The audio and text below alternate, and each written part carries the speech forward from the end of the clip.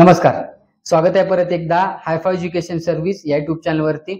उद्यापासून सीईटी सेलची काउन्सिलिंग सुरू होऊ शकते for B and B tech साठी।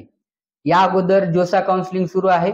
जोसा काउन्सिलिंगचा अपडेट जे आहे ते व्हिडिओच्या माध्यमातून देता आलं नाही, तरी सुद्धा आपला जो व्हॉट्सअप ग्रुप आहे किंवा टेलिग्राम चॅनल आहे त्याच्या माध्यमातून आपण अपडेट देण्याचा प्रयत्न केलेला आहे।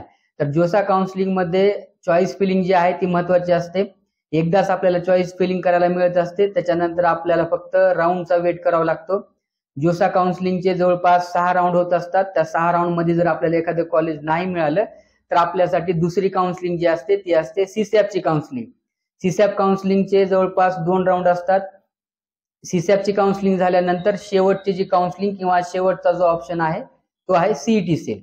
तर त्याचा अपडेट उद्या येऊ शकतं किंवा उद्यापासून ते काउन्सिलिंग सुरू होऊ शकते। तर या व्हिडिओमध्ये आपण कंप्लीट इन्फॉर्मेशन घेणार आहोत। सीईटी सेलची काउन्सिलिंग कशा पद्धतीने असते, बी किंवा बीटेकला ऍडमिशन घेण्या अगोदर या दोन्ही मधील जो फरक आहे तो एकदा सगळ्या विद्यार्थ्यांनी पालकांनी माहित करून घेतला पाहिजे। बरेच विद्यार्थी याच्यामध्ये कन्फ्युज असतात किंवा बऱ्याच विद्यार्थ्याला माहित असेल की बी आणि बीटेक मध्ये काय फरक आहे। तर बीईची जी डिग्री आहे ते युनिव्हर्सिटीच्या माध्यमातून दिली जाते आणि बीटेकची जी डिग्री आहे ती ऑटोनॉमस इन्स्टिट्यूट किंवा ऑटोनॉमस कॉलेज मधून ती दिली जात असते। दुसरं कंपॅरिझन असं आहे की बीटेकचा जो सिलेबस आहे तो अपडेटेड असतो आणि बीईचा जो सिलेबस आहे तो युनिव्हर्सिटीच्या माध्यमातून असल्यामुळे त्याच्यामध्ये 5 ते 6 वर्षामध्ये चेंजेस करण्यात येत असतो। कॉलेज बद्दल उदाहरण द्यायचं असेल तर पुण्याचं जे सीओपी कॉलेज आहे ते गव्हर्नमेंट ऑटोनॉमस कॉलेज आहे। तिथून जर तुम्ही इंजिनिअरिंग केलात तर तिथे तुम्हाला बीटेकची डिग्री दिली जाते। हे झालं गव्हर्नमेंट ऑटोनॉमस कॉलेज।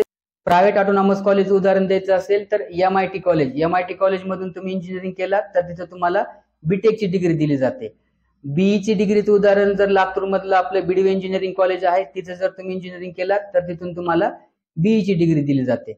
अशा पद्धतीनं बी आणि बीटेक मधला फरक आहे। आय होप तुम्हाला समजलं असेल की या दोन्ही मध्ये काय फरक आहे। याच्याबद्दल जर आणखी डाऊट असेल तर तुम्ही मला कमेंट करू शकता।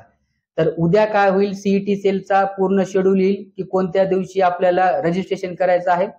सुरुवातीची स्टेप आहे ती रजिस्ट्रेशनची असते। रजिस्ट्रेशन करण्यासाठी तुम्हाला 8 ते 10 दिवसाचा टायमिंग दिला जाईल।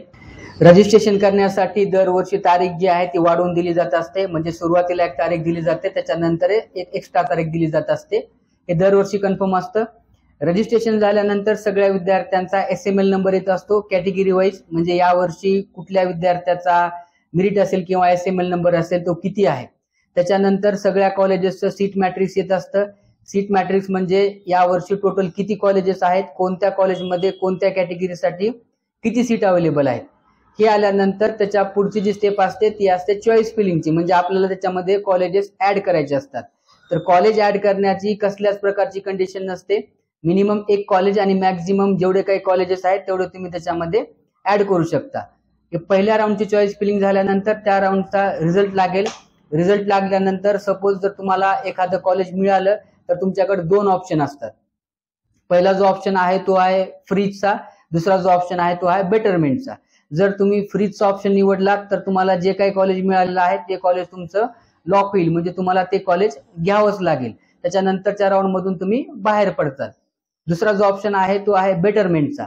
सपोज जर एखाद्या राऊंड मध्ये तुम्हाला कॉलेज मिळालं, पहिला राऊंड असेल किंवा दुसरा राऊंड असेल, तर तिथे जर तुम्ही बेटरमेंटचा ऑप्शन घेतला तर तुम्हाला पुढच्या राऊंड मध्ये पार्टिसिपेट करता येतं। तुम्हाला जे काही कॉलेज मिळालं ते कॉलेज तुमचं होल्ड केलं जाईल आणि तुम्हाला पुढच्या राऊंडचा चान्स दिला जाईल। आणि जर तुम्हाला पुढच्या राऊंड मध्ये एखादं कॉलेज मिळालं तर मात्र तुम्हाला ते कॉलेज घ्यावं लागेल आणि हे जे कॉलेज आहे ते ऑटोमॅटिकली तुमचं कॅन्सल होईल।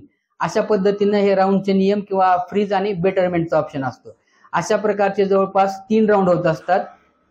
3 राऊंड झाल्यानंतर बाकीचे जे राऊंड असतात ते इन्स्टिट्यूशनल राऊंड किंवा स्पॉट राऊंड म्हणलं जातं त्याला।